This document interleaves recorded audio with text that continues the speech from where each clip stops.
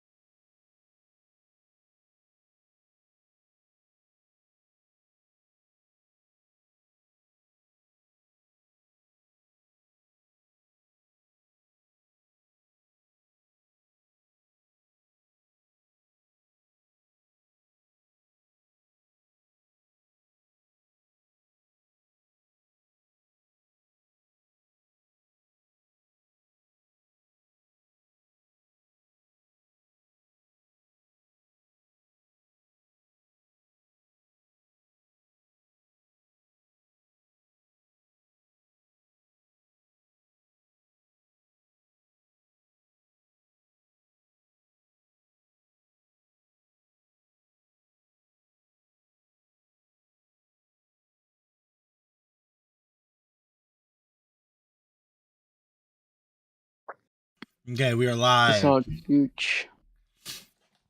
All right, everybody ready? Yep. I've been ready. Yep.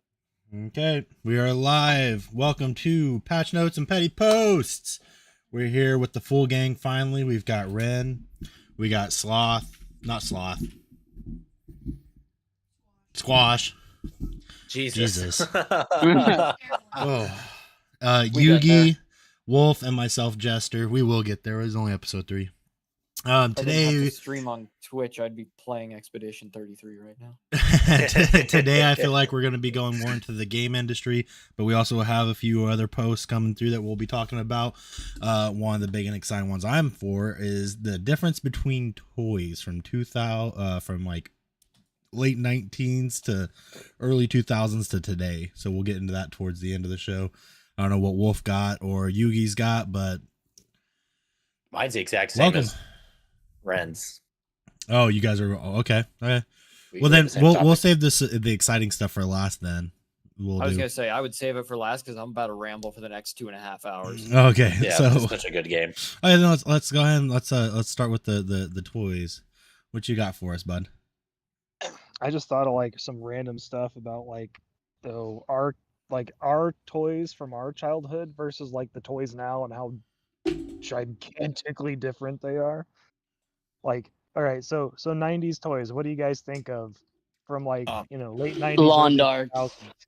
G.I. Joe. Lawn darts. Homie's working on his precision.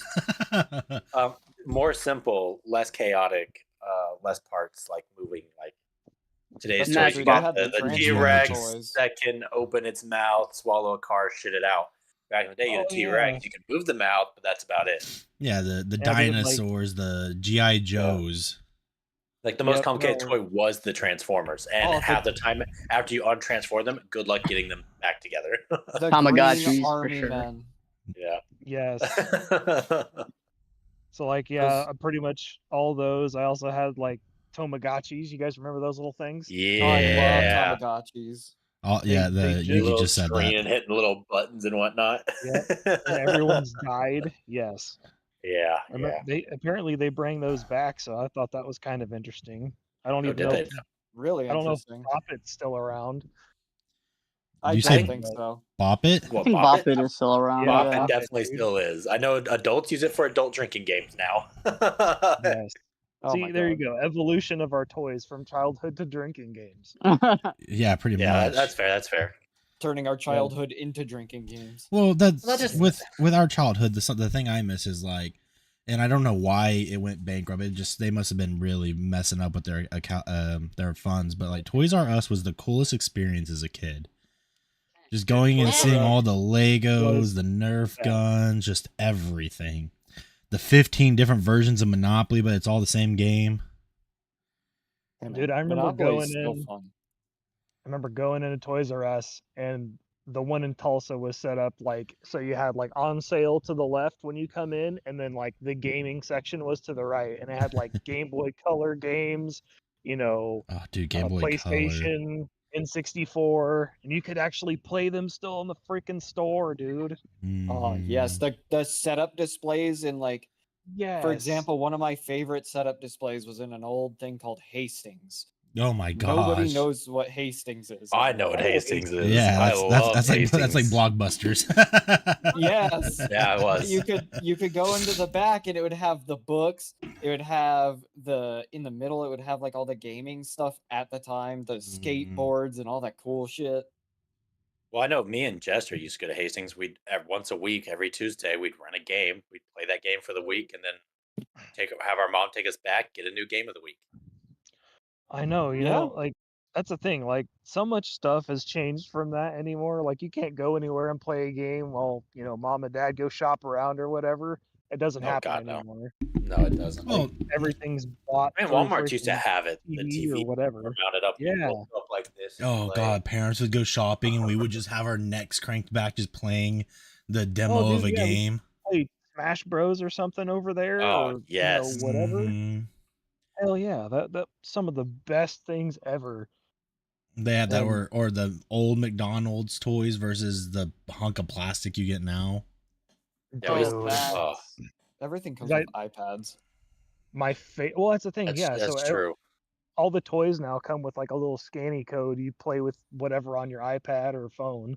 Like, dude, what happened to the toys? Like, in my opinion, some of the best toys from like I guess say like the 90s, 2000s ish was like the Burger King toys that came out from Men in Black, dude. Like you got slime with your King aliens. toys were nuts. Does Burger King even do toys anymore? And no.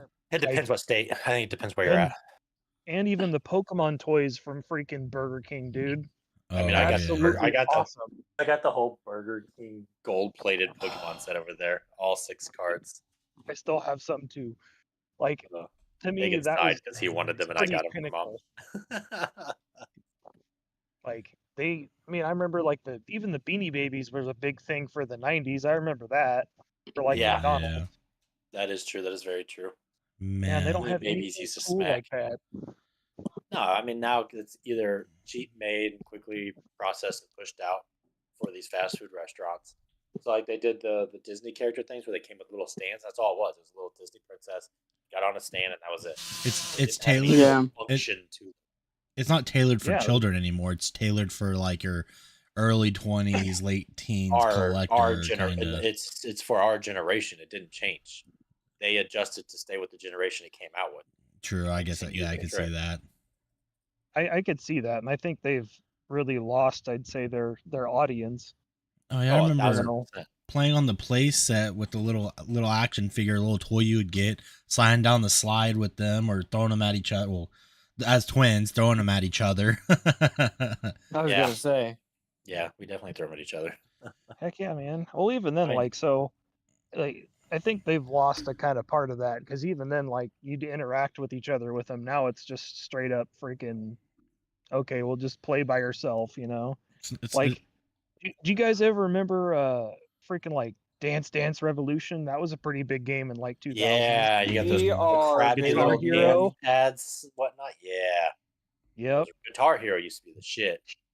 Dude, hell yeah, I agree. And all of that you could kind of hang out with and do stuff with each other. It wasn't like a single event. Yeah, I mean, even baby toys now, a lot of them are like there for your kid to kind of like play with and self-entertain. They're self-entertaining toys. Well, I agree, and some of that's just for the fact of the kids learning, and getting that like hand-eye coordination and everything else to like stimulate Montessori their brain. learning and whatnot. Yeah, but I mean, some of the new toys that have come out recently aren't like super bad. Oh no, I agree. Like, dude, some of the toys that are out now that are just stuff that we would have dreamt of, when we were kids. Dude, there was no such thing as a freaking drone, that didn't exist. That was unfathomable, and now you can get them at Walmart. Yeah, we got those crappy helicopters that the commercial showed a trained pilot flying through the air, and then you get it, and it just goes up and down, and then it breaks. Yeah, it just smashes down and explodes. And you're like, how are people good with this? Are people flying? Are there actual kids that are really good flying it like this? It's like, no, but we all think it. Yeah, right. Like, it's crazy. Like, technology has advanced so much. Like, dude, I remember, you guys remember those like foam planes? Yes. The one that did the little backflips? Oh, yes. Yeah, and now you can get ones with engines and everything else now for like mass produced. So yeah, and they're not expensive. Like, I know people who had model planes as a kid, but they were like hundreds and thousands of dollars. And they like built them from scratch though. Yeah. Now they're just in a box, and there you go, bud. Yeah. Go fly this little fighter jet around the neighborhood. Yeah. Well, and my favorite thing right now is they made what is it? Like a cheaper version of Legos. Because like me personally, I love Legos, and I think if you don't like Legos, you're weird. Agreed. Like I don't know. They've given a lot of access to a lot of different very, very cool toys that we would have dreamt of, but at the same time, there's more like internet-based things that are just the purest form of brain rot you can witness. Oh, I would agree. Yeah, that and like even Legos has changed a lot. Like I've got a Geodude over there, and he moves. You press a button, and the Lego came with rubber bands and gears and whatnot. The guy moves. Lego set. So even Legos has drastically changed. Oh, I agree. And like not even with price, like a lot of the stuff has changed. Don't get me wrong, there's some really cool sets now. They're a little more expensive. But again, it's that thing. Are Legos being made for kids, or like they used to be, or are they being made for the generation they came out with that are still buying them? I never thought about that. I think you're right about that. It's staying with the generation. They made the most money off our generation with Legos, so now they're tailoring up to ours that are growing, and it's working. That's the issue. Well, you still get kid Legos. You still get kid Legos. They still have to claim and have that smoke and mirror. Well, and that's the thing. Like even then, like so, I know my kids, they enjoy Star Wars and everything else, and Fortnite, but like, and that's the thing. I'm not a huge fan of like Fortnite Legos. I think they're cool, but I'm not like, ooh, I want that. My kids are like, ooh, that's awesome. We got Peely as like a minifigure, amazing. Some of the newer Star Wars figures, I'm like, I could kind of live without that. I want like Episode 1, but they're the original all for stuff. it. So I think some of it's tailored to that, and I think more or less they're banking on like the older generation influencing the new one, but they still have to kind of tailor it to the new one as well. That's fair. That's fair. Because they're anticipating that, Unfortunately, because like my thing is like whatever anyone says, I don't care who says what or how they say it. Toys are still cool to play with. No, 100%. Like, I mean, that goes back to like our generation. Like, how many people do you see these days with our generation, the one generation under us? But you have to also babies, think we all apparently have ADHD. What do toys do? They satisfy that ADHD.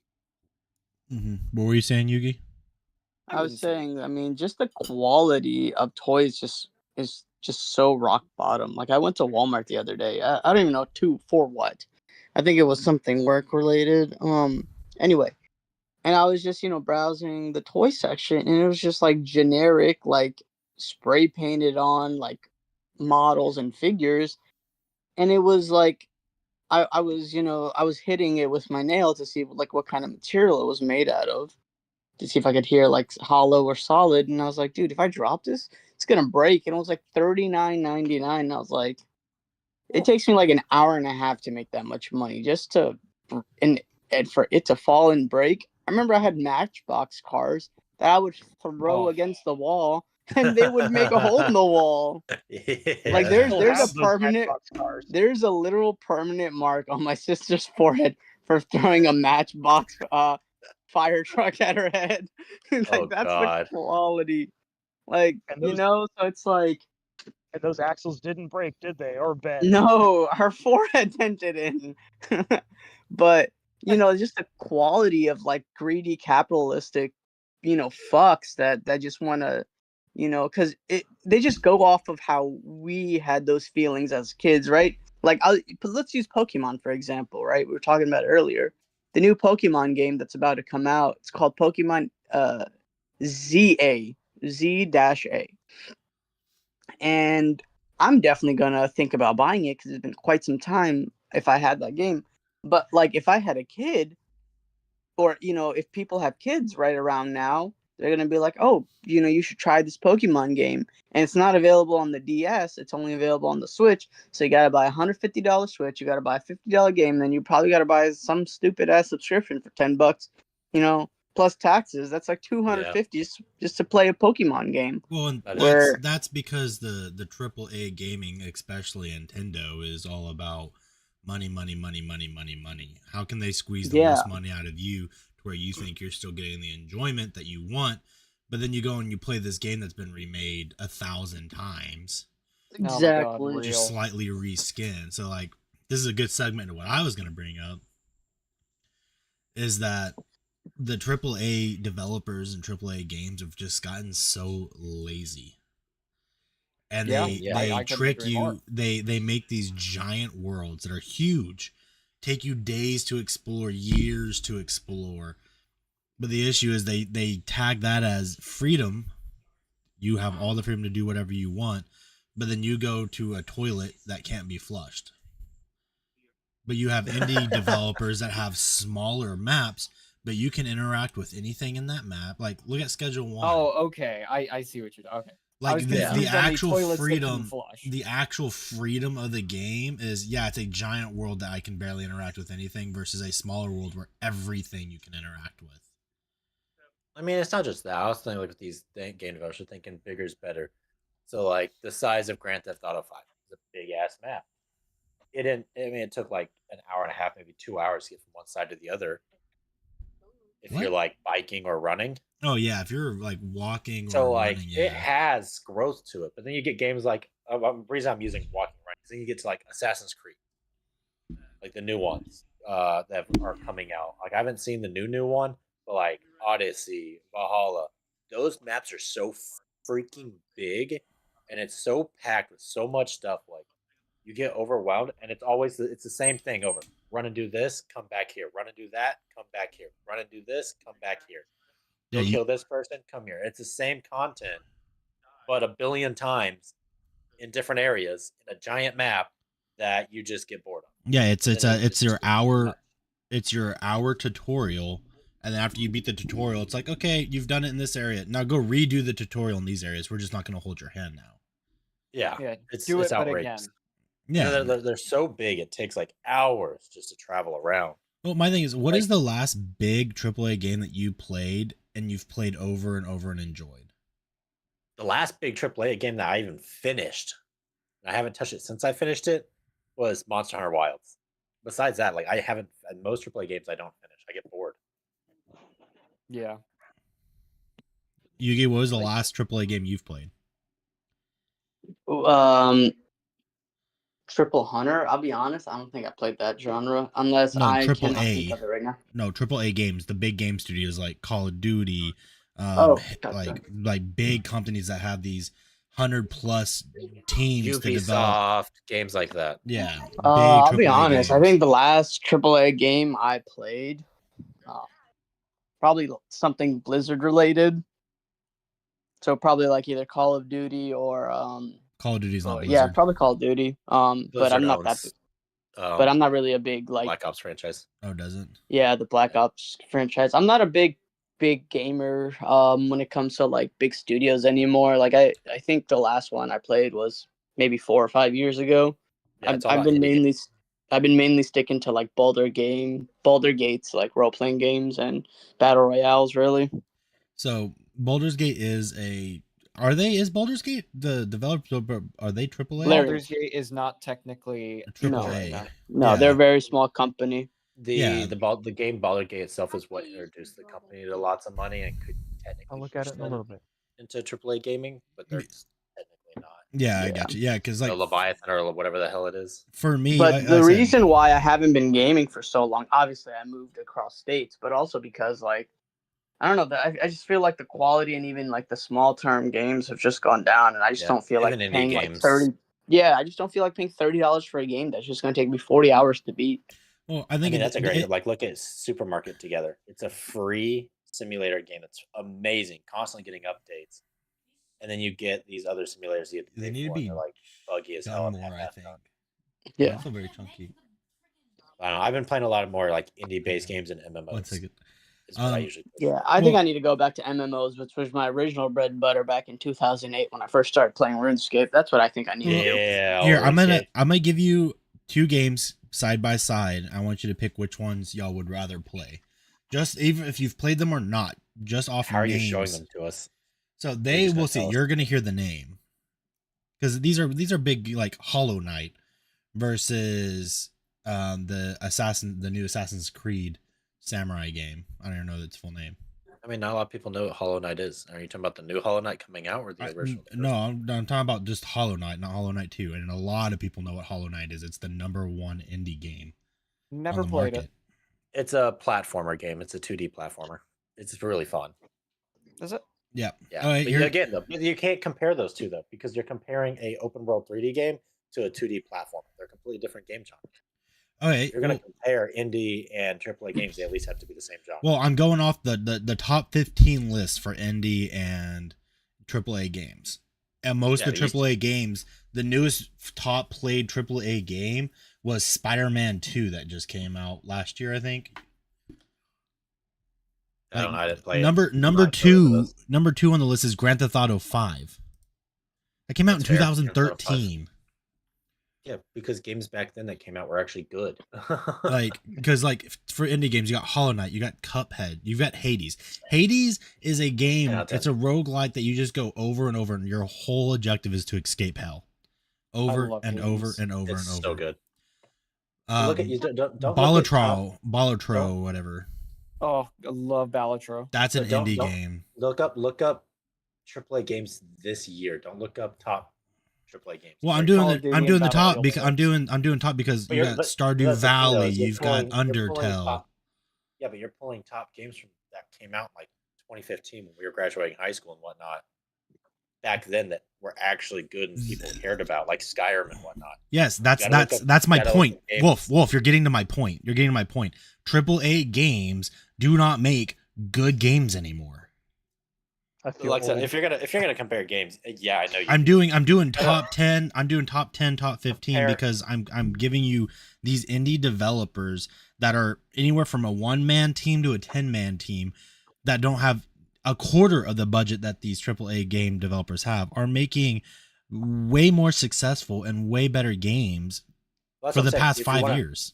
To prove your point better, indie game past 5 years. We're in 2025, homie. You're looking at Grand Theft Auto that came out when? Well, I'm looking at there's Cyberpunk, there's God of War Ragnarok, there's Doom Eternal, Resident Evil 4 remake. When did Ragnarok come out? When did Ragnarok come out? It came out in 2022. No. 2022. Yeah. It was like okay. Yeah. I thought it came out in 2020. No, you're thinking about the original God of War. And even if it came out in 2020, it's the last 5 years still. Well, no, that's not the original God of War. Okay. Well, no, it's not. Since you brought it up, I've got a steaming pile of hot takes. But Elden, one second, Elden Ring, Final Fantasy. So what I'm trying to get at, if you're going to compare games, and it's backing your support 1,000%. I'm 100% with you. You got to look at indie games in the last 2-3 years and AAA games in the last 2-3 years. Well, yeah, I was trying to give AAA games a little bit of an edge because in the last, guess what? In the top 15 AAA games, the newest one is October 5th, 2023, and that was Assassin's Creed Mirage. That was a AAA game? Yes, Assassin's Creed. Yeah, all Assassin's Creeds are AAA. Assassin's Creeds are AAA games.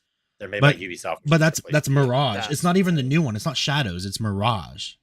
Yeah, it's the one of their like spin-off ones that came out super fast. Guess what? Like India. Balantro 2024, and it's in the same ranking. It's 4th as Cyberpunk, which came out in 2020.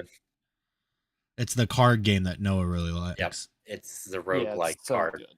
And that's the thing. Though, look at the difference between those games. One is roguelike poker game, and one is an open world, and the poker one's doing. Yeah, I'm not doing it by genre. I'm just doing it by the top 15 in both lists because. Yeah, I know. I'm backing you, Dagan. I'm saying, look how simple Balatro is, and it's doing better, if not just as good as these overpaid games that are flopping because they're bugged as hell.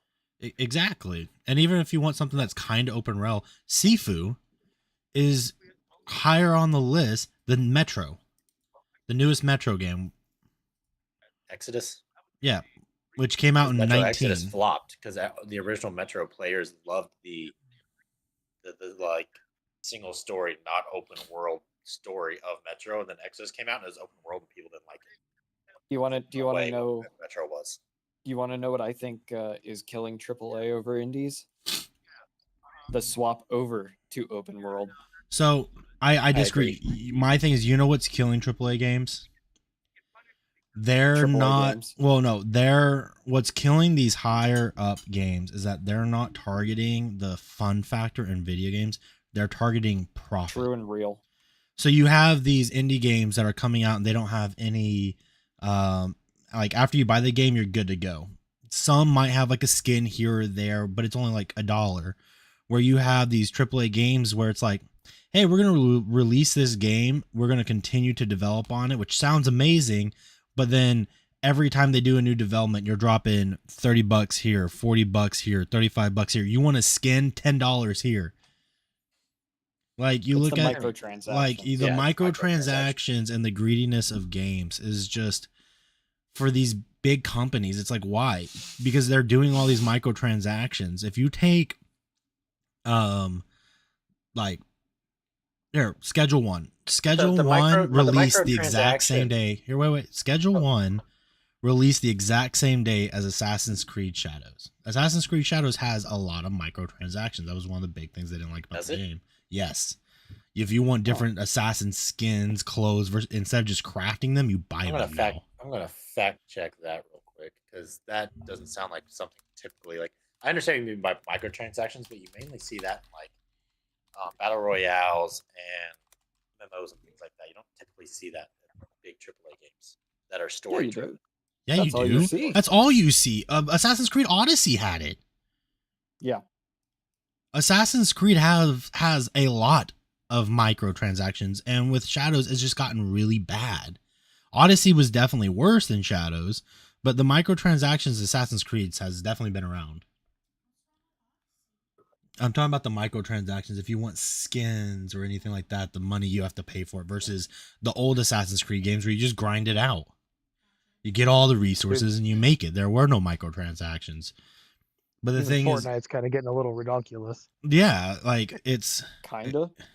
Fortnite's always been bad, but Fortnite kind of Fortnite's the reason that's here. I think Fortnite has done a better job than like Call of Duty because I watched an analysis video on skins the other day, and it said that if you play with the default skin on Fortnite, not only do you have a lower hitbox, which is true, but you also blend more into the background. And when you do wear like fancy skins, it doesn't increase your chance of getting into lobbies with non-skin players. But that's a complete opposite of Blizzard. Microtransactions in Shadow. I'm on the Steam page, the community page, talking about it, and multiple people have all said the same.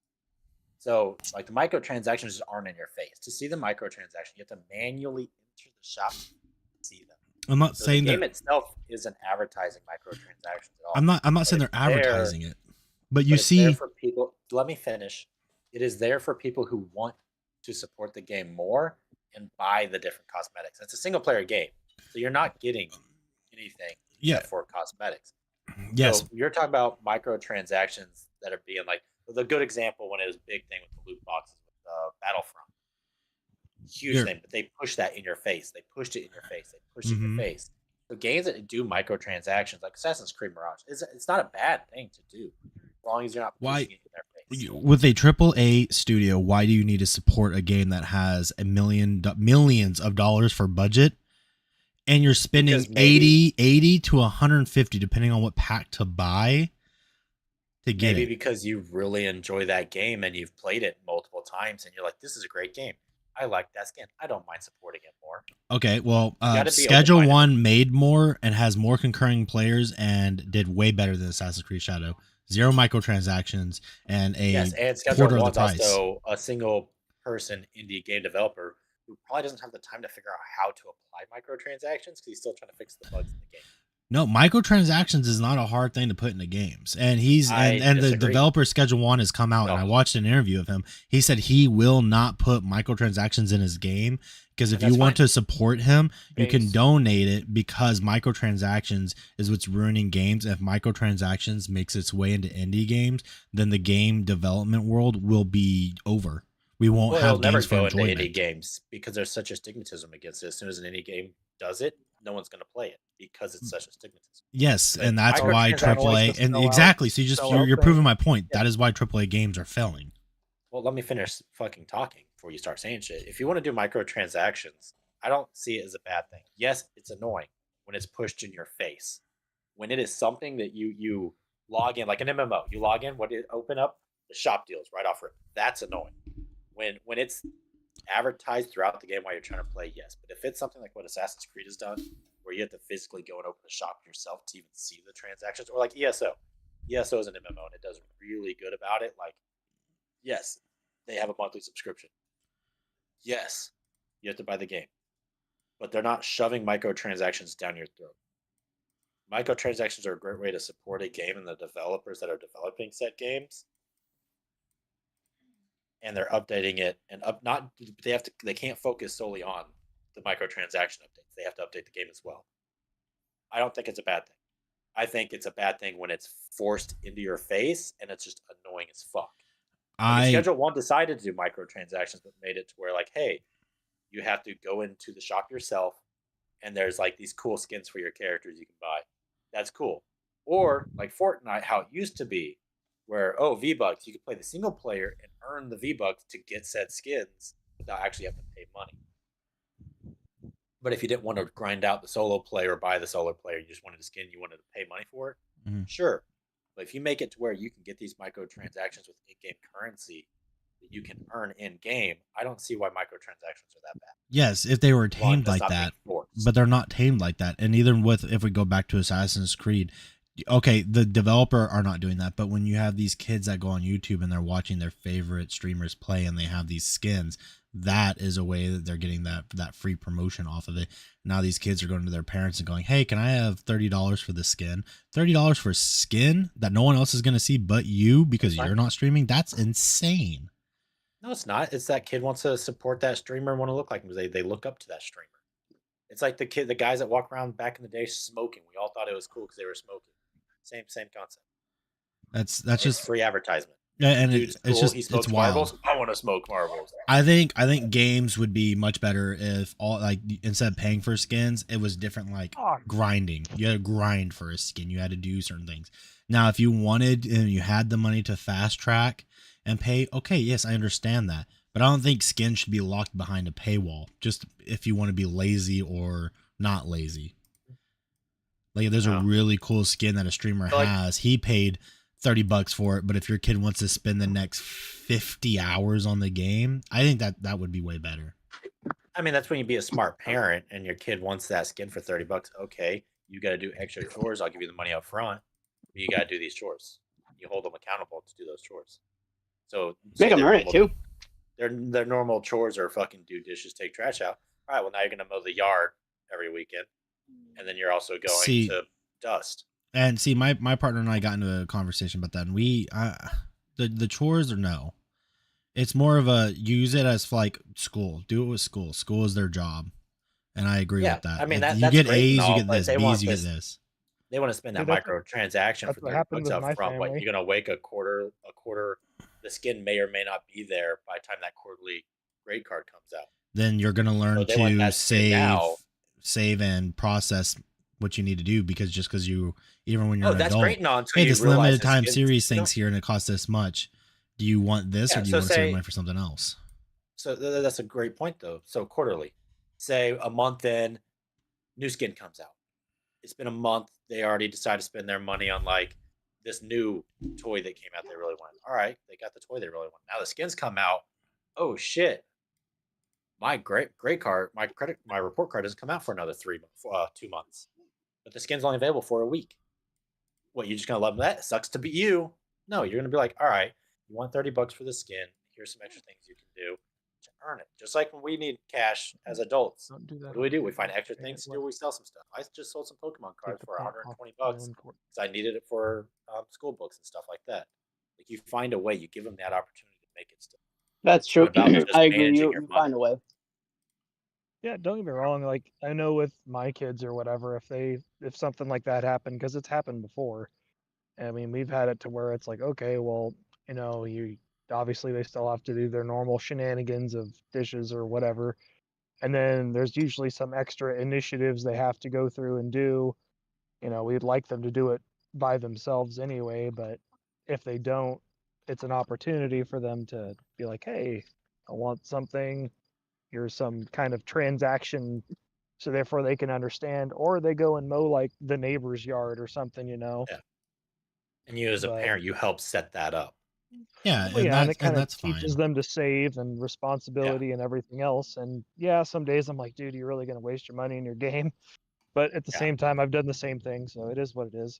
Yeah, exactly. Yeah, I get that, but I don't think you should use anything that are chore related, because you don't want to train or teach your kid that chores are a hassle. You want them to, it's an everyday thing that you can turn into being. Well, that's why you give them their typical chores, which is like dishes and laundry, or dishes and trash, and then they have to do extra. They don't get paid for their everyday chores. That is their living and responsibilities. We're going off this side. I'm still, like I said, my thing is, I think indie game developers are doing it right, and I think the reason why they're making much more money and doing so much better is because in their games they're more worried about the fun and the excitement versus putting all of this money into a background that you're not going to be able to go and touch because it looks good, but halfway through the game you don't even realize it anymore.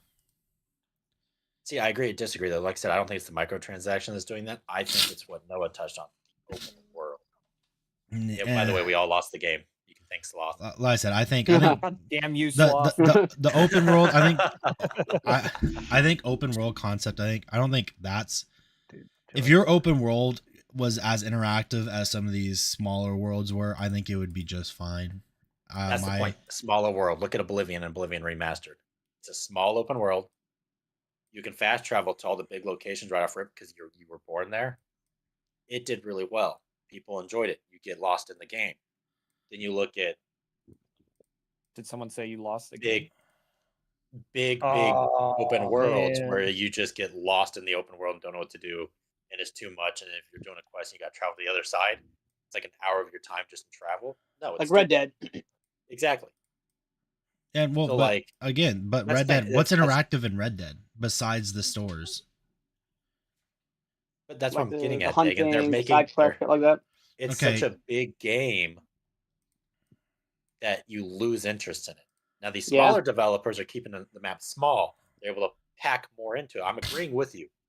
Like I said, that's what I think is what's causing it. Like Noah said, the open world is the what to do. The smaller games that have more to do in such a small, compact area are doing better. And open world is destroying the game industry.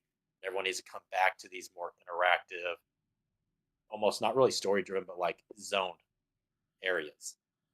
Not so much just open world free, do whatever, but half the shit's not interactive because that'd be way too big and the game wouldn't run properly. You want to hear my exceedingly hot take on microtransactions? Sure. Because I've been hearing y'all talk about it. I am completely 100% against microtransactions because you are piecing out the game and then selling it back to the players, and that's just poor consumer practice. Agreed. Well, it depends on how you're doing it. Are you doing like Diggin said, you're setting a hard wall, you're piecing the game out where you got to buy this microtransaction to actually continue, or it's pay to win, you get a bonus because you paid it, or is it purely just cosmetic and something you just want because your favorite streamer has and you want to support that streamer / that game with that microtransaction? How are you supporting the streamer though? Let me ask you this: by this: buying the same skin as him because you think it's nah, cool. fuck. And then most of the time, if a streamer has that skin and that's how they're doing it, you buy that skin, the streamer typically gets like a little No. Streamers are fucking worthless. I'm not even gonna get into that. But as you stream, that's besides the point.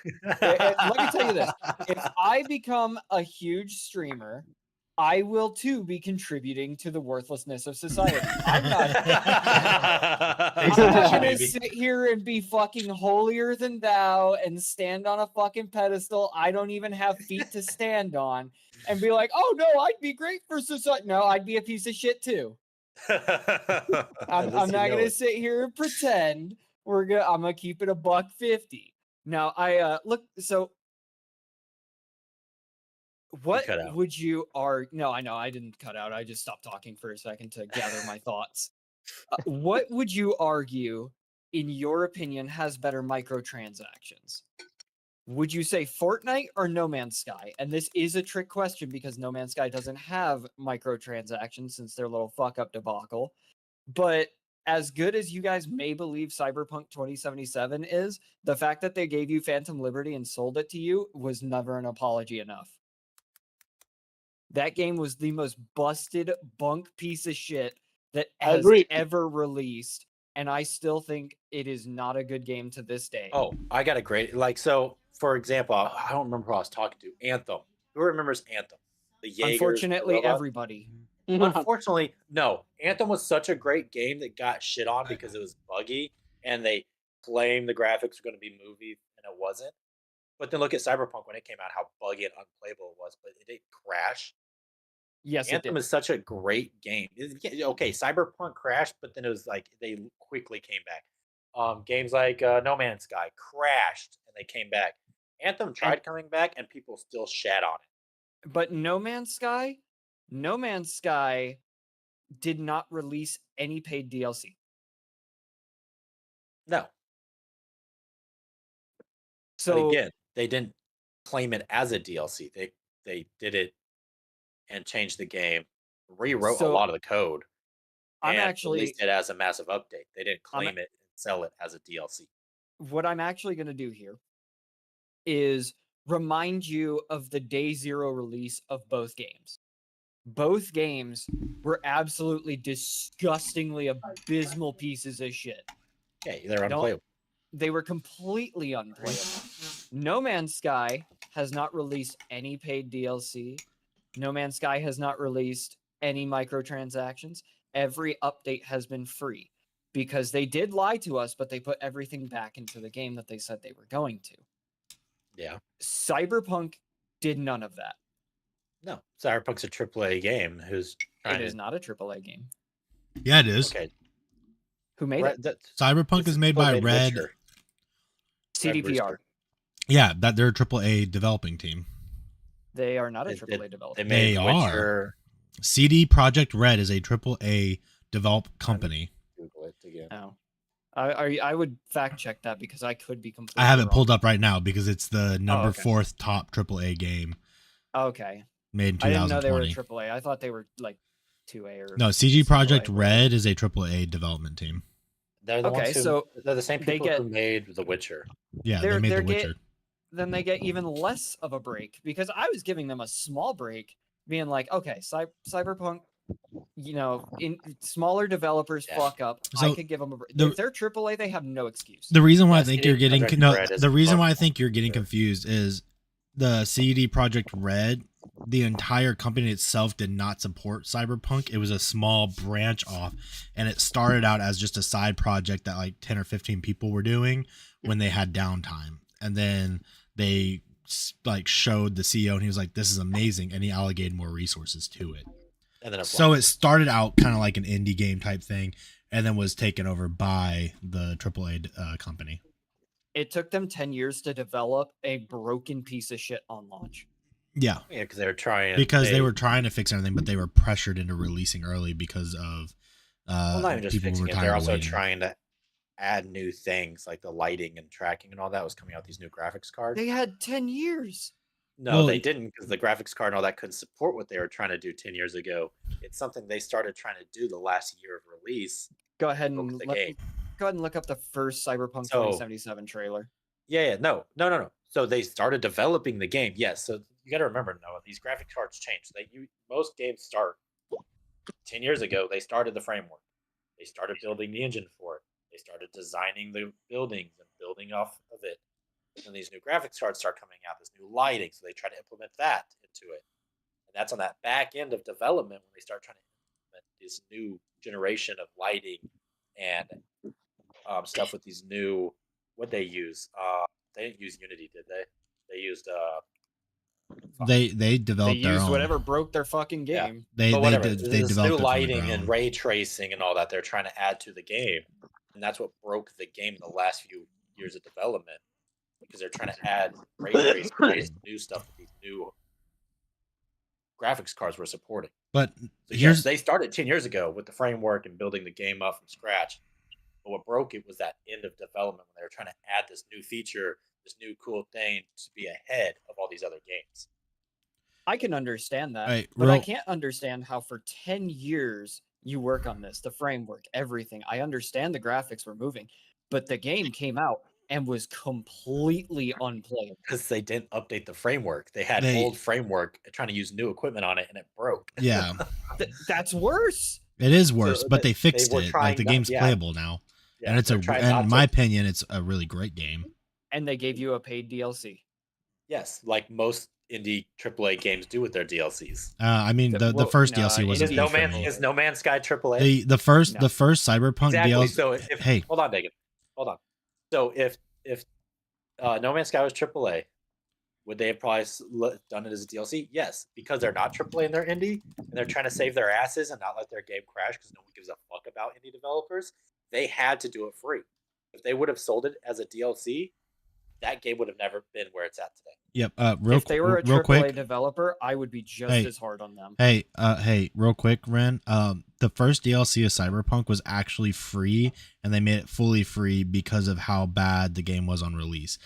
The paid DLC that you're talking about right now just came out this past year, and that's not the first DLC. Actually, so in 2021, Cyberpunk released a new DLC which fixed a ton of the bugs in the game. It added a lot of new weapons. It added more gigs inspired by the Edge Runners anime. They also did a whole bunch of DLC work with cyber psychos and like body augmentations, different way to use it. But it was free. It was a free DLC. Was it a DLC or was it a mass update? I think it was because it was the Edge Runners. Hold on, time out. Oh my god! Go to your library, go to properties under Cyberpunk 2027, and click on. I didn't buy that shit. I'm gonna let you know right now. If you get a free DLC from any game, it doesn't populate on there. It's an automatic. That's a fucking lie. No, it's not. Go in there and check. That was free. You only see Phantom Liberty. That wasn't a DLC. It was a free mass update to the game to fix the game. It was not a DLC. It was labeling as a DLC. No, because if it was a DLC, what is DLC? What does DLC stand for? Added content to a video game. So if that's true, that means you could unadd it if it was a DLC and play it. You can add. You cannot disable that update. Hey, it was not a DLC. Hey, listen. Early 2021, a free DLC was released for the Edge Runner universe for Cyberpunk. No, listen, everybody's classifying it. Just because you don't agree with it, the majority of the world says it. The free DLC for Cyberpunk 2077 was the Edge Runners free DLC update, which allowed you to have full access, just like a DLC, to new weapons, new gigs, a new part of the world, and it was highly inspired by the Edge Runner anime, where you can get his jacket. It was all a free DLC. I just want to go ahead and point out that in order to bring Cyberpunk back into the light, they had to hire Studio Trigger in order to bring it back to life. They put that shit on life support. They did, and I'm not going to disagree with you, but if you buy Cyberpunk 2077 right now, it's a very rich story. The side gigs are absolutely amazing in my opinion right now, because I just started replaying it, but buying a game enjoying it. that will get better versus is good now are two different things in my opinion. Like, why would I buy a game where, like, oh, it's gonna get way better in 10 years? Like, that doesn't make any sense. I agree, but the only reason why I don't get mad at the whole Cyberpunk thing, is because they did not want to release the game for another year, but were bullied in by consumers that if they didn't release it, no one was going to buy it. My opinion, nobody should have bought it. So I think if everybody would just kept their mouth shut and let the develop team cook for whoever knows how long it was going to be, because guess what? They had 10 years. But oh yeah, look at a game called Star Citizen. Yeah, and that game's fucking dog shit too. Yes, but their whole thing is, oh, we're not going to release until we have more stuff. We're not going to release until we have more stuff. We're not going to release until we have more stuff. That game, I own a ship and own that game. First off, that game has so much. You've also talking about David. You can't say anything because you've put $1,000+ in that. Can I finish?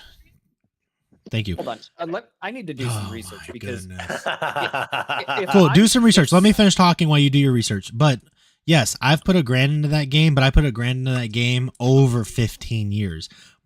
What I'm trying to say though is that they got to a point. You got to remember, this development team have grown. They started out with only, I think it was 10 people. They're now up to like 300+ people working on this game, but they have developed industries in like standards now. That team developed the seamless transition from server to server. They've developed all these different new stuff into it that now is normalized because they own and people pay them to use the capabilities of server meshing. Was developed by them. Let me go ahead and let me know when you're done with your point, because I've got something to. But the thing I wanted to say before is Grok, the almighty mega Hitler AI. If you ask what's the biggest problem with AAA games right now, it's the prioritization of profit over quality, the lack of individuality, the crunch culture that is separated through microtransactions, the disconnect with players, and rising cost and risk advantages. Okay, I'm gonna support Dagan real quick. I'm gonna take a jab at Noah and support Dagan. So Cyberpunk took 8 years to develop in total, with 3 of those years being paused based off the development of The Witcher 3. So in reality, it only took 5 years. Only 8, with 3 of those years basically being paused with a skeleton crew working on it for the development of Witcher 3 to finish and push Witcher 3 out. So in reality, it took about 5-6 years. In reality, that's like somehow if you put down how much better. So Expedition 33, it's an amazing fucking game. We all love it so far. Who played it and cried with it? It took approximately 6 years to develop, with no other games interfering with the development team of the game. So they're about the same time frame if you look at what actual work was put into it. The biggest difference was Cyberpunk, a AAA development team working on multiple games at the same time, which also didn't help with the development of the game itself. But I'm also going to argue for Claire here. The game was playable on day one. Cyberpunk? Nope. Expedition. To be fair, Cyberpunk was playable for me on day one.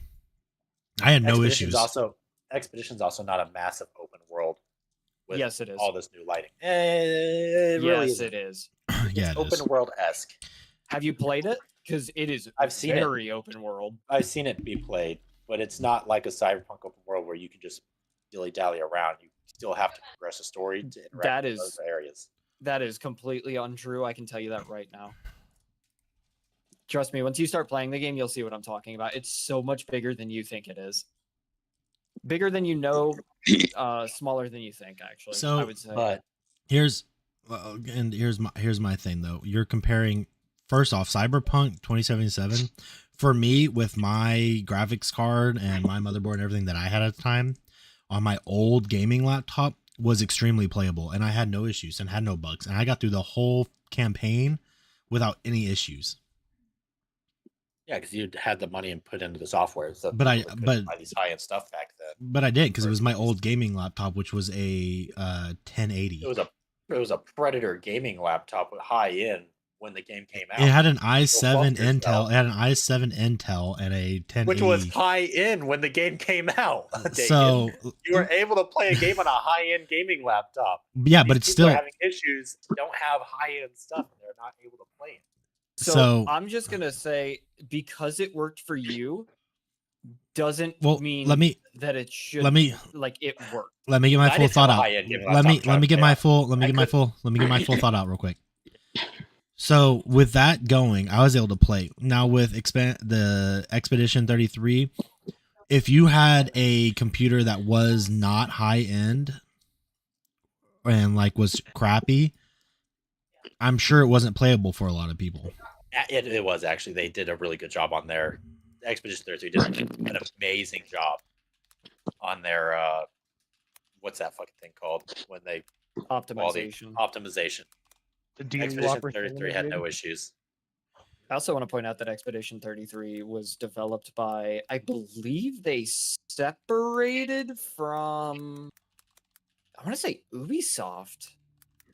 Look up Cyberpunk and the specs they recommend to play Cyberpunk, Dagan, on Steam, and I'll do it for Expedition. Expedition's going to be higher. That game is fucking ridiculously pretty. Shoot, I gotta pull up Steam real quick. Boom. I don't even know where to go find that. I don't worry about. You go to the store page and then scroll down. Cyberpunk. And on the store page, it will have recommended system requirements. Cyberpunk. Go to the store page. You'd be very wrong if you want to be able to play the game for Expedition. You want to know what you need? So, OS needs to be Windows 10 or greater. Processor, an i7 870 or 8700K or a Ryzen 5. 8 gigabytes of RAM and a GTX 1060 6 gigabyte graphics card or an AMD Radeon 5600. Yeah, so what the fuck? Wait, now listen. Yep. So Cyberpunk, you have to have, again, the 64-bit Windows 10 minimum. Yep. A processor of a Core i7 12700 or a Ryzen 7 7800. So still need better processor than what Expedition needs. 16 gigabytes of RAM. More than what you need for Expedition. The GeForce 2060 Super or Radeon 7500 XT, or an ARC, need to play Expedition, or the ARC A770. So again, so Expedition is just coming out recently. More people can play it than when Cyberpunk came out, and today you still need a better system to play Cyberpunk. You need to play Expedition. Mm-hmm. That doesn't surprise me. It fucking should. It should. When did that game come out?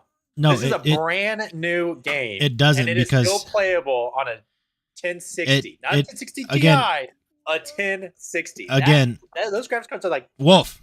12, 20 years old. Again, yeah, they're almost 15 years old. It doesn't surprise me because Expedition 33 is ran through Unity. I don't know actually. I'd have to look at it. Look it up, Noah. What do they use for their base? Because again, Cyberpunk 2077 built theirs from scratch. They're not using Unreal what engine is it? or Unreal. Yeah, I was always playing Magic. Publisher. Unreal Engine and 5. I'm a fact check this real quick. 5. What? What are you fact checking? I just told you Unreal Engine 5. Yep. No, I think 1 second. Cyberpunk. Oh, Cyberpunk.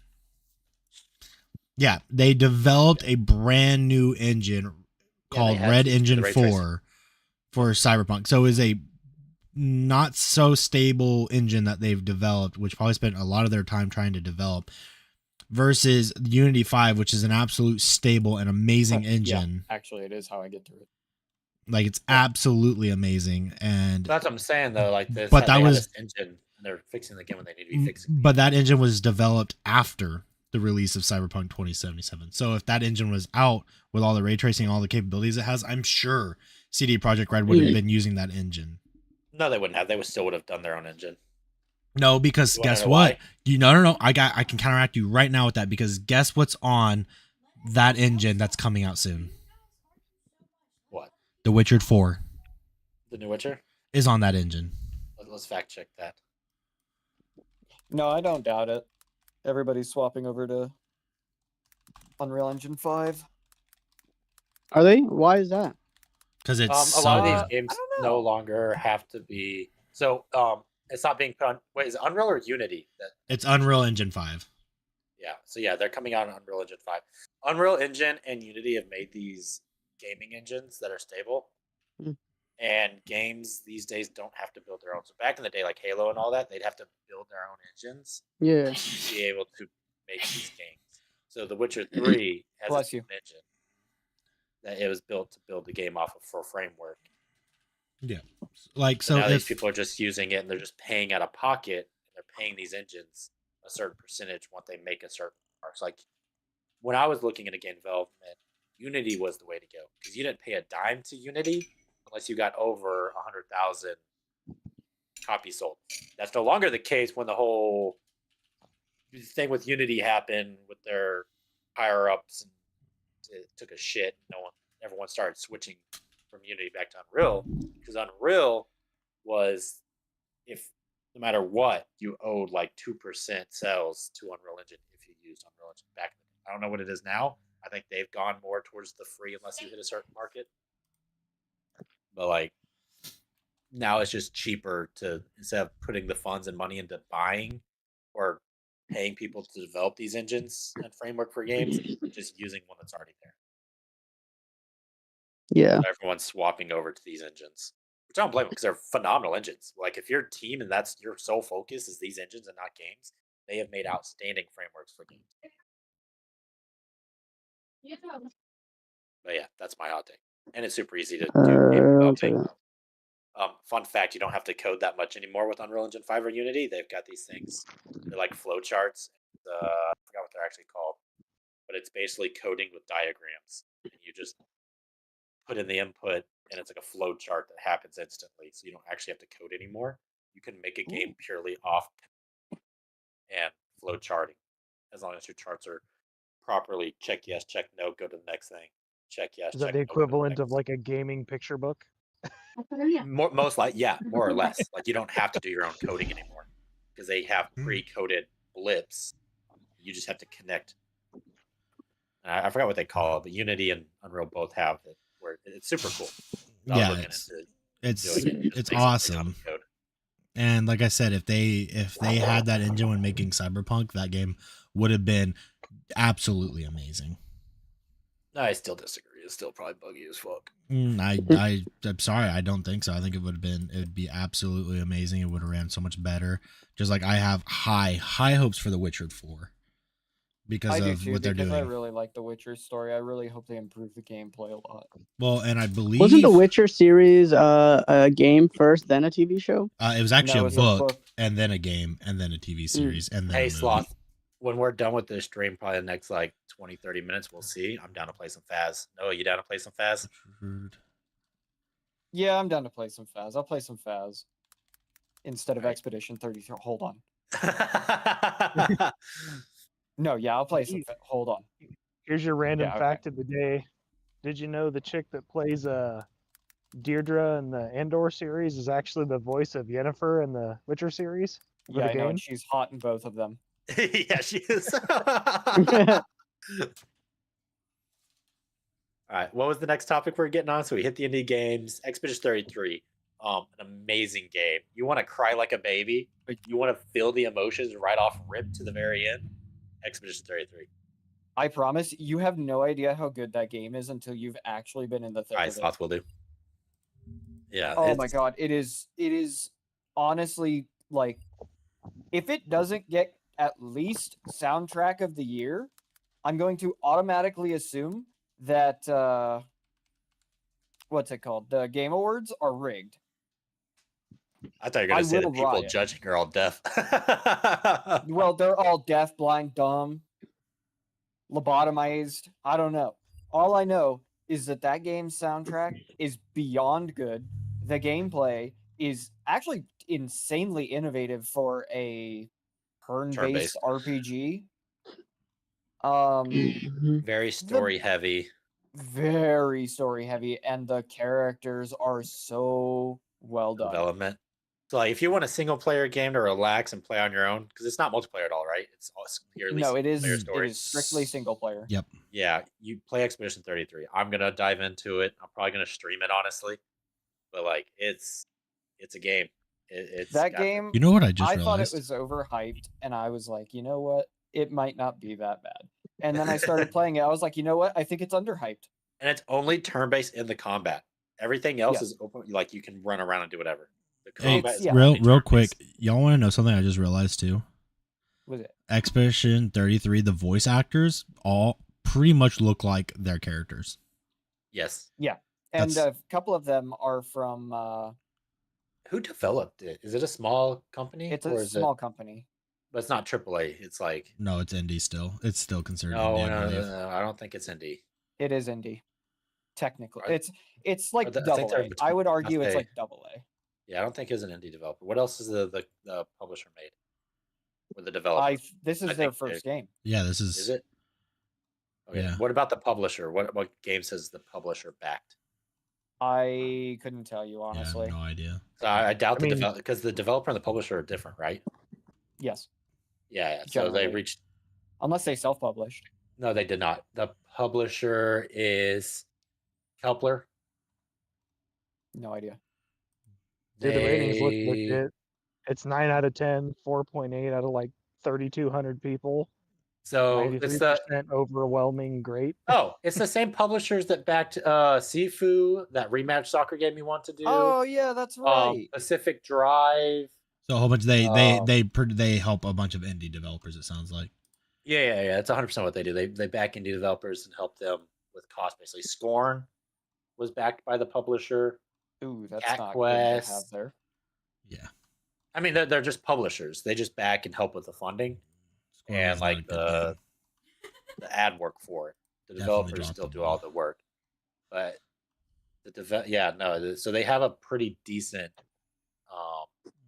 publisher team behind them. Huh. The actual game developers have only made Expedition 33. 10 results. What's this? Oh, dude, I just pulled their award, like all the awards they got on their ratings, and just about everything is like 90% success rate for them. Oh, this is not their first game, because I believe they also made Sifu. No, they didn't. No. The people who made Sifu is Soul Clap. The reason they've got that bundle, because you're looking exactly what I'm looking at, is because the publisher had them bundle their games together. I'm not looking at anything. I'm currently playing Magic. Yeah, so the publisher has bundled the games together, like Sifu, Expedition, Dead Cell, Expedition, Pacific Drive Expedition, but they're not the same. That's the release map. Not developers, publishers. They're the same publishers, and they're putting their games in bundles on Steam, but they're not the same developer. I'm looking at it right now. So I was like, wait, is it? But no, yeah. The different developers. Unless Sandfall helped with the development, but I don't think they did. Yeah. You can buy the original soundtrack vinyl if you want. It comes with 6 different vinyls for the soundtrack. For Expedition 33? Yep. Honestly, not a bad idea. The soundtrack is 100% worth it. Oh, the soundtrack is so good. Yeah, you can get it. You can get their vinyls. $145 for all 6 vinyls, and they got their own cover art for the realistically vinyls. That is not that bad. Not at all. Well, if you look at my stream, you would see I want a record. I want a record player so bad. Record players are cool. Yeah, I want to start a vinyl collection. We still Look at have that like art. some old Elvis records downstairs that are not even opened yet. Oh, Kristen's dad, their garage is like time and past. Like they've got old like projectors with old like actual strips that you had to put in for like old John Wayne movies and stuff in their garage. Old records, like some old country records from like Willie and Hank, the original Hank Williams, not Junior or the third. Cool. They got some old stuff. Oh, I'm gonna wrap us up on that because Yugi, we still need to talk about his subject. Yeah, so we're gonna make that transition to our last subject. My subject was kind of tied into a little bit of everything. It was just like kind of just the gaming industry and how it's kind of like fallen. Like there's a couple of key players that you have to come out that could potentially bring it back. But I mean, we haven't gotten a good BR in a while. You know, the game that we've all been waiting for is GTA 6, and besides like small like studios kind of pulling the wagon through. You know what's wild that I heard the other day about GTA 6? So you know how they keep pushing their release date? Yeah. A lot of these other games are scared to release their games, and they're waiting for GTA 6 to hurry up and release because they don't want to release their games, the developers, and then the next day. And then GTA 6 gets released within that same month or next month and completely wreck their game. There's so many people that are getting so mad that GTA 6 keeps pushing their release date because they're trying to release their game, but they don't want it to get fucked. That makes sense. I don't know if the publishers of GTA 6 are doing this on purpose to fuck with people. Yeah. Or if it's actually getting pushed because they're having issues with it. At the same time, think about it, dude. The more hype everyone talks about it, the more publicity they get, and then people are like, "Ooh, and it keeps getting pushed, and all these other game developers are scared to release their games." But I mean, it makes such a sense that this big ass giant that's been looming over us for what 13 years at this point now, almost 15. People have been waiting for GTA 6 for a minute. And yeah, we've been waiting about GTA 6 being released before. Well, it's not even just the Rapture will come before the 6th. Yeah, it's not even like the GTA 6 Online hasn't even been announced yet. It's just the solo game. Yeah, like that ties into the second thing that I wanted. Well, it kind of just ties into it. Well, because it was about GTA 6, but the reason why I'm so excited for GTA 6 isn't for the actual gameplay. It's actually for the money-making opportunity that's going to come through the game, because apparently the in-game currency, you're going to be able to transfer it to either one of two things. You're either going to be able to transfer it to IRL money or an in-game cryptocurrency that you can then actually pull out of the game and sell for IRL money. That's interesting. I heard they were trying to do something with that, but I don't know how that's going to work or how hard it's going to be to make money in that game then. Or not even just make money. Like now you've got to worry about bots and people developing these bots to make money for them, crowding the multiplayer online game. I didn't hear anything. Someone started my car and it connected to Bluetooth there. What'd you say? Oh, well, I was saying like with that, then now, because if that does come out, then you can make RIL money in GTA 6 on the online based off what you do. And what is that going to translate for the people making bots? And it kind of be like you remember RuneScape bots, right? How like the Venezuelans, literally. It's going to be something along the same line. Well, because think about it. How are they going to manage that and such? Because that honestly, like, that ruined a lot of RuneScape for people. But the thing about GTA 6 is, the thing about GTA 6, their end game engines are leagues above any MMO, especially RuneScape, especially back then. Engines. It's how are they going to protect the gamers from the bots? Well, I think that the way that they're going to protect them is going to be longevity, and it's going to be linking your Rockstar account. Think about it.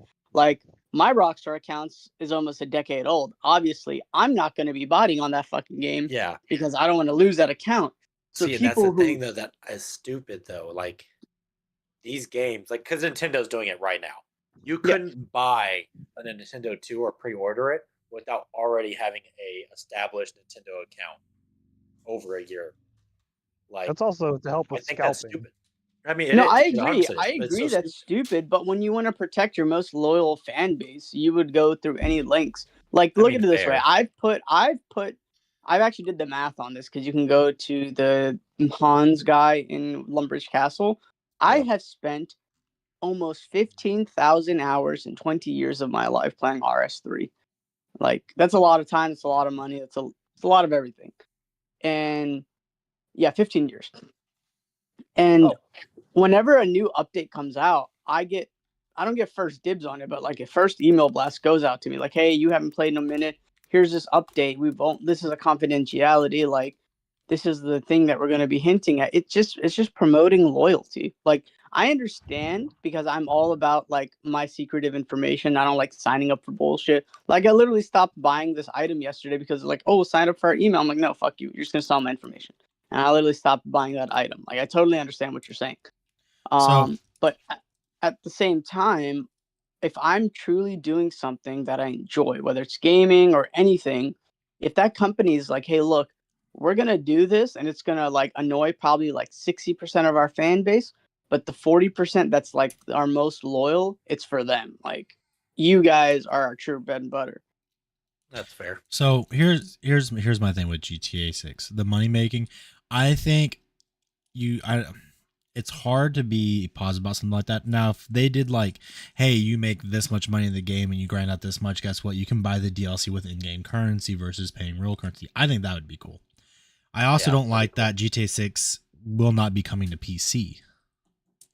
Well, it probably will eventually. No, they've already, from my understanding, what they announced is it will not be coming to PCs. It will be a console. Oh, it's just going to be PS5 and Xbox? Now, you might be right in like 5 to 10 years, maybe, but yeah, no, GTA 6 is only a PlayStation 5 and Xbox X and Series S as of right now. Wow, I actually did not know that.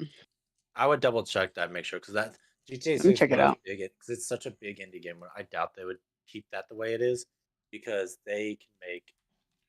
They're literally cutting off half their profits. They cut out PC. Wow, not that I doubted Dagan. I mean, not that I doubted Homie, but GTA 6 will not be released on PC the same time as PlayStation 5 and Xbox Series X. Yeah, they're probably gonna. So it's probably be released once they get the GTA 6 online figured out. It'll probably be GTA 6 online and base game on PC. Yeah, it looks like they're saying the AI for Google says yes, GTA 6 will eventually be released on PC, but it won't be released. But it's likely to be later released, possibly in 2026 or even 2027. Yeah, probably once they finish the online portion. But this is only based off also, the history. I like the fact that it's already won an award, the game award for most anticipated game. Yeah. Oh my god. Which it's been anticipated since GTA 5 came out. Which was what, 2012? I'm not a huge GTA fan. Like, I didn't play the crap out of GTA 5. That's crazy. GTA 6 doesn't appeal to me. Like, it's not a game on my. It definitely appeals to me. I am super excited for GTA 6. Yeah, I'm pretty excited for it. This might be the first auto since San Andreas. Yeah, this might be the first GTA I pick up that I'm excited for because you get to play as a Latina baddie. Jiggle physics will go crazy. I loved GTA 5 campaign, and I loved GTA I like the Online. GTA 5 campaign. Don't get me wrong. I played the GTA 5 campaign twice, and I loved every bit of the campaign. The story was I like the Latina baddie. But jiggle physics go crazy. I'm not a GTA person. See, I enjoyed GTA I'll do anything Online. for my mom. Latina mommy. Now the question is, are you gonna wait? Are you gonna wait for it to come out on PC? No, I'm gonna buy a PS5 like a week before. It has a PS5. That's what I was I'll buy a PS5. I think myself and my partner are gonna have to both get PS5s for it. But if I do that, I'm gonna want a TV to play it on. So mount that right there. Oh my god! Just play on your monitor and hook up. You get a big old gaming monitor, homie. Why? I can go to Sam's Club and get a big old 45-inch TV for $250. You're already dropping 400 on the console. 500 on the console. Each. Yeah. Then you're gonna drop another 300. Dear Lord. Because we're definitely gonna have to get one for my partner to play. Is your dad getting it? Yeah. Yeah. I think I'll just stick to my Star Wars Unlimited card game. Oh, I'm so excited! go. I'm so excited for next Friday. Star Wars with Charlie. I'm so excited. I was excited. gonna buy a pack or two and see what they are. It's awesome, and the fact that it's so early in the collection, I'm excited to buy boxes. Well, heck, next Friday when we're at when I'm over at Google this. What's the Star Wars card game called? Star Wars Unlimited. Star Wars Unlimited. When we're doing our card thing, we're going to buy our first booster box together. I'm gonna send him 35. He'll put the other 35 up, and we'll get 24 packs. That's the thing. I love that it's like reasonable. Oh yeah, it's super reasonable. It's $60 for, like I said, Carbonite's a little bit more expensive, but it's cool though. It is cool, but it's definitely more expensive. Not a little. It's way more expensive. I'm trying to find just Star Wars Unlimited. You'll find it. Well, yeah, I'm trying to find a store near me that does it. I will say that is one thing. It's still very new. It's hard to find a good store for it. We luckily have one. Yeah, there's a couple like dedicated card shops that have like all the obscure random things that everyone's kind of niche like, I will say after buying, the prices at the card shop we were at, Garrett, are pretty much the same as Amazon, and sometimes with the Prime you can get it cheaper, but the TCG Card Trader, it's almost the same prices as that as well. Gotcha. All right. So, well, we've been going for an hour and almost hour and a half. We want to call it. You got any more you want to add? Yeah, the only thing I'll add is the fact that this will potentially be the first game that, yes, it's I think it truly is going to be probably the biggest game of the decade. Maybe even excluding or including Baldur's Gate. But I'm really looking forward to the actual like IRL money crypto process, because over the past like 6 to 8 months, I've been definitely investing more and getting more into crypto. And, I made a bunch of XRP that went up by like 25-30% in the past 3 weeks. But like, I've definitely been more excited for that, because a lot of the people that I've been watching who are like finance bros, quote unquote, have been saying like, yeah, dude, like I'm taking the first month off of work when that game comes out, solely because I know I'm probably have the capability to make like 10 grand. That's that first month of that game being released. So like, I'm gonna try to ride that hype as long as I can. Take like a month off or whatever, or 2-3 weeks off, and honestly, I'm just gonna try to make as much money as I can off that game. It makes me wonder if other games will start developing stuff like that as well. Yeah, like if you can, like, because the way that they're doing it is actually pretty ingenious. You can mine it's like Minecraft, where you can play Minecraft inside of fucking Minecraft, but you can mine the cryptocurrency inside inside GTA, and then they have like a correspondence value, and then you can just like transfer it to your like Rockstar account or whatever. And then I'm wondering if Rockstar has a percentage that they take in their agreement and terms and whatnot to see. Maybe it's that might be the first game whose terms and service I read. Yeah, like actually read it and see what it says. Because what if it's like, all right, they're using your hardware. Yeah. To grind crypto. You get a percentage and they get a percentage. Like you're wearing and tearing down your software, and they're making a profit off of it. You know what I mean? Yeah, no, I agree. Regardless, like I think there's got to be something in there for them to make money off of. Yeah, for sure. But again, that's all speculation, Yeah, exactly. When you get those terms and services, please send me a copy of it. I want to. Oh yeah, for sure.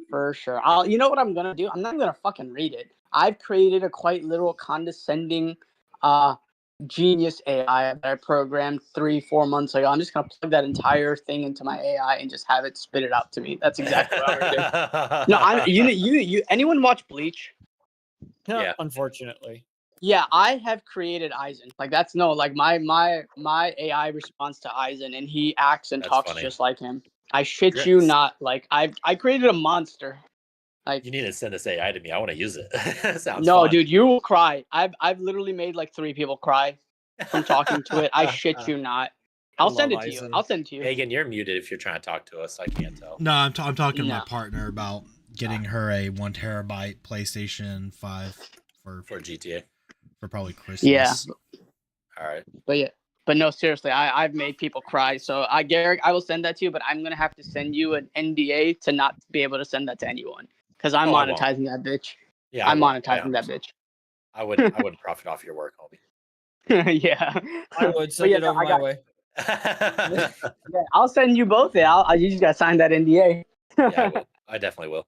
I'm ain't curious. signing shit. Then you ain't getting it. I'm stealing it is what I'm doing. He's gonna come to my place to visit and just send it to himself. Yeah, right. He's gonna chloroform. He's like, you can either do this the easy way or my way. I like you and I want you. I like you, I want you, and I need you. Your Lord. But yeah, the Lord got nothing to do with it. But yeah, Jake, I'll send it to you, Wolf. All right. Yeah, I'm pretty excited. By the way, everybody wants to go check out General Fun in the community Discord. For those watching, if you want to go onto join our community Discord, I'll have to put a link in the video. That's awesome. Or General Fun. Yeah, it's General Fun. No, I'm not hitting it. They don't get to see that. Yeah. They have to join the Discord if they want to see it. Why turns off body cam. Oh my god. All right, but we're gonna end it there. It was a great conversation. This will be the normal crew. We might have a guest here and there. We'll see. But welcome to Yugi and everybody else that was here last week. Will still be here, and thank y'all for coming and joining us in our random chats and our random discussions. Sometimes they get heated, sometimes they don't. Go buy Expedition 33. I will. I'm gonna set up my computer today in my new room, and we'll get some games in hopefully this weekend. It makes me want to fucking nut. It's so good. You'll cry, you'll laugh, you'll smile. There's a character in there straight up. He's just the cutest human being thing. He's not a human being. He's just cute. If you have any questions about anybody or anything like that, I will be releasing this as a normal video on the live stream. In the description should have all of our links, minus Wolf's TikTok. I still need to get that on there. And we will be keeping an eye out on comments. If anybody has any comments and want to say anything on the YouTube side, right now it's at JesterXKing. But we will have a dedicated YouTube for Patch Notes and Petty Posts. Patch Notes and Petty Post podcasting. Patch Notes and Petty Posts podcast. Have a great week, and we'll see y'all next week. Okay, bye. Bye. Bye.